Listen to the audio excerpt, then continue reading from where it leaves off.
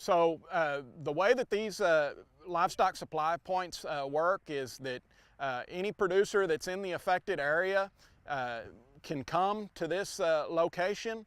We'll ask some basic information about where that producer is located and the number of head of livestock that they have that they are currently managing, and then make a determination as to the need for feed and other assistance that that producer has. And then we will provide some of those feed resources to that producer and help them through that short-term phase of managing their herd.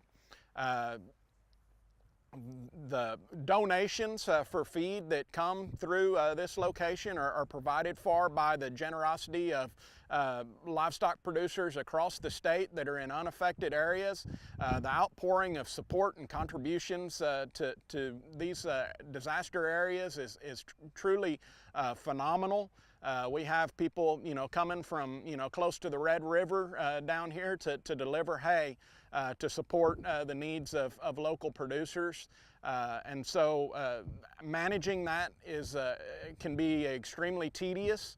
We want to make sure that the livestock feed and hay that we have on hand is adequate to meet the needs of our local producers, but we also don't want to ever overwhelm any of these supply points with the amount of feed or hay that can come into these, and whenever the call goes out, sometimes the generosity of producers can be overwhelming. And so we created a hotline that was managed through College Station.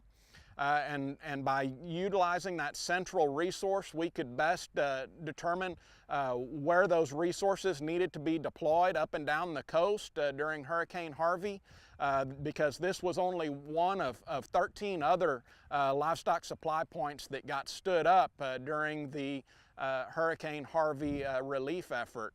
And so those feed resources were routed through that number that was used in College Station, so that each supply point would have adequate resources to accommodate the producers in our area. But all of the feed that was distributed through these locations was donated and supported by the generosity of volunteers that stepped up to meet the need here in the coastal bend.